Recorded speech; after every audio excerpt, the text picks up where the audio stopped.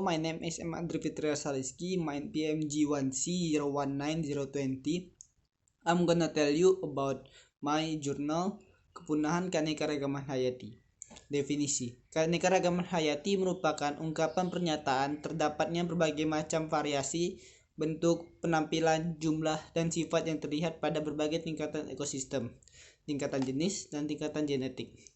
Keanekaragaman hayati menurut Undang-Undang Nomor 50 Tahun 1994 adalah keanekaragaman di antara makhluk hidup dari semua sumber yang termasuk diantaranya dataran, ekosistem akuatik lain, serta kompleks-kompleks ekologi yang merupakan bagian dari keanekaragamannya, mencakup keanekaragaman dalam spesies, antar spesies, dan ekosistem.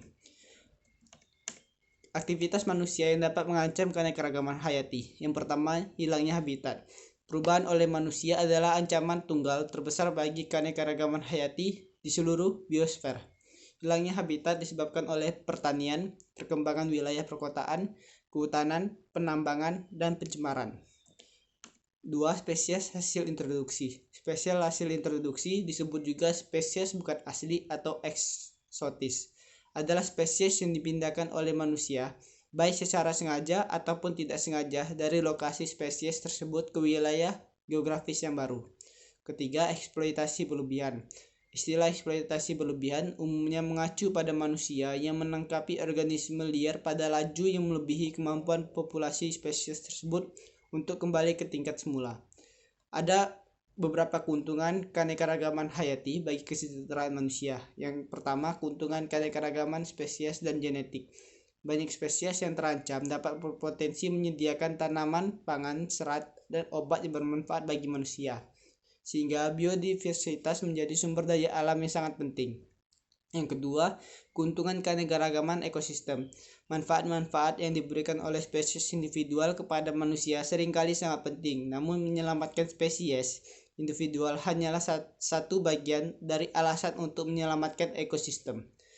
Tingkat keanekaragaman hayati adalah keanekaragaman hayati mencakup semua bentuk kehidupan di muka bumi, mulai dari makhluk sederhana seperti jamur dan bakteri hingga makhluk yang mampu berpikir seperti manusia.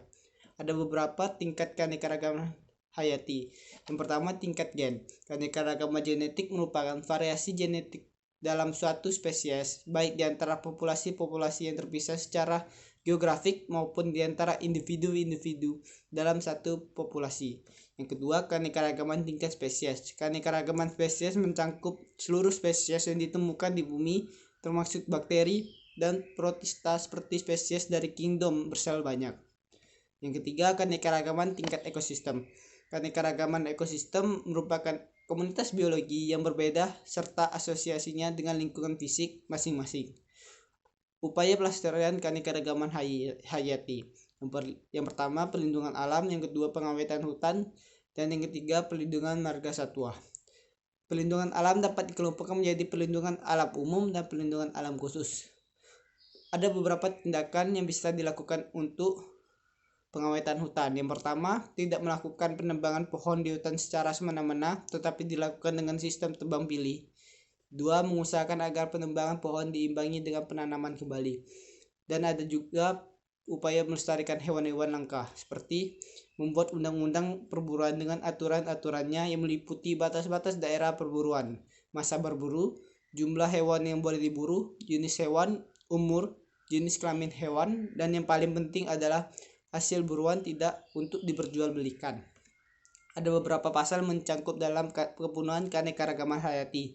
Yang pertama, Undang-Undang 5 tahun 1990 tentang konservasi hayati.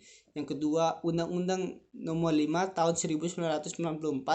Dan yang ketiga, ada Undang-Undang Republik Indonesia Nomor 32 tahun 2009 tentang perlindungan dan pengelolaan lingkungan hidup. Ada beberapa kesimpulan. Yang pertama, berbagai macam aktivitas manusia dapat mengancam keanekaragaman hayati pada skala lokal, regional, dan global. Ancaman yang dapat didatangkan melalui aktivitas-aktivitas ini terbagi dalam 3 tipe utama. Yang pertama, hilangnya habitat. Yang kedua, spesies hasil introduksi. Dan ketiga, eksploitasi berlebihan. I think that's all my presentation. Wassalamualaikum warahmatullahi wabarakatuh.